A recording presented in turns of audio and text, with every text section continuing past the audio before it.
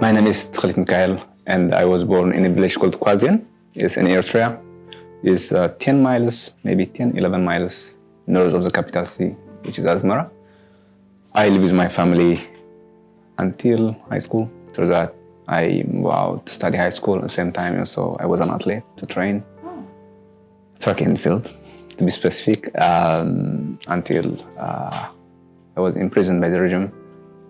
My country studied in dictatorship. So I was forced to leave my country on 2006. I spent few year and a half in Sudan. After that, my journey led me to Egypt. From Egypt, I crossed Sinai Desert to Israel at the end of 2007, the beginning of 2008. I forgot the exact date, but it's the end of December, the beginning of January, something like that. I spent almost more than a decade in Israel. So I came to US on at the end of August 2018. It's challenging and also rewarding at the same time.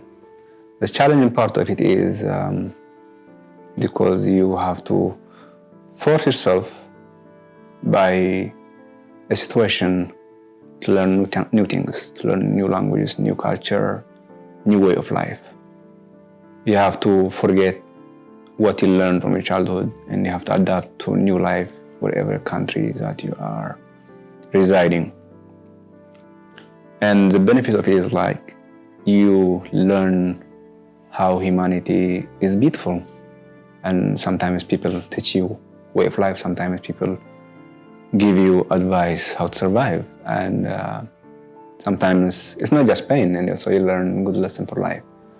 Being a displaced person, like especially like me as a young man, it was my teenager years.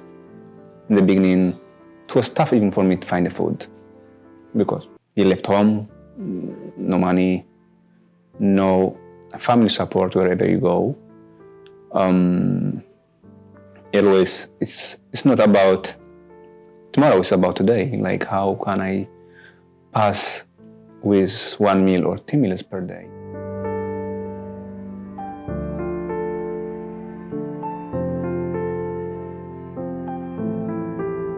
Like when I first entered Israel, especially in 2008, there was no infrastructure for refugees at all because we are the first comers to stay in the country. So there was no infrastructure for us in any way possible. So we thought to get some help from UNHCR and other local organizations, but their capacity was limited. And also as community organizers, as community members, also we had to do something. So in 2009, me and other activists found a church first, because the majority Eritrean who were in Israel at that time was like 99% Christian, Orthodox people. So we found a church. And through the church, we try to give services, like spiritually and also educational stuff. Because when he came from a traditional background, people first look to their spiritual fathers. For me, I was lucky, even though I was active helping others. At the same time, because I was getting lots of support from other people in the area, especially Israeli people, especially Israelis. Concept of home for me is not, home is in the mind. It's not that you can touch by your hand. Like, it's not, home is not just the house that you grow up, but the entire surroundings that surrounds your home, the entire air that you breathe. Every season, as the season changes, there is different smell of air. And that is like a lot of things that make it home. For me, home is always where I was born, the place where I was born. Like, nobody can defeat that. Sometimes when you go for a walk, you smell some air and it reminds you home. Sometimes you hear some bird noise, it reminds you home because similar voice here that back home 2 decades ago or 25 years ago. The same smell like 25 years ago. It carries you back to the past. I wish everybody to live where they choose to live. Like for me, maybe it's my own to go back home and to die or to get buried near my grandfather.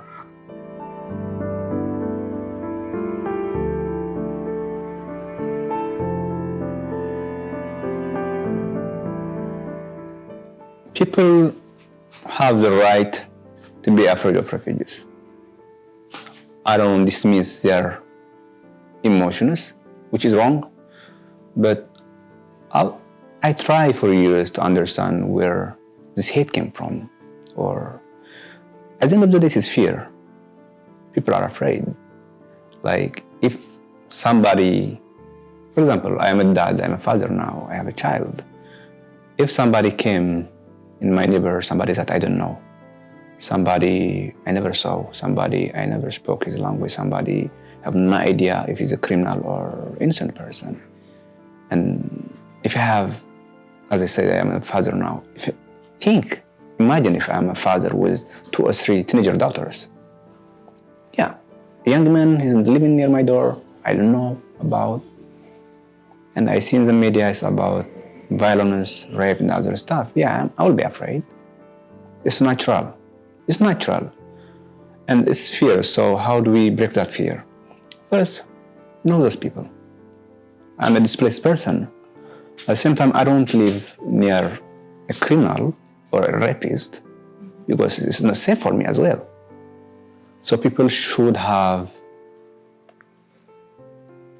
a discussion about those issues. Even as displaced person, we want to live in peace because that's why we left our home, because we didn't get peace in our home.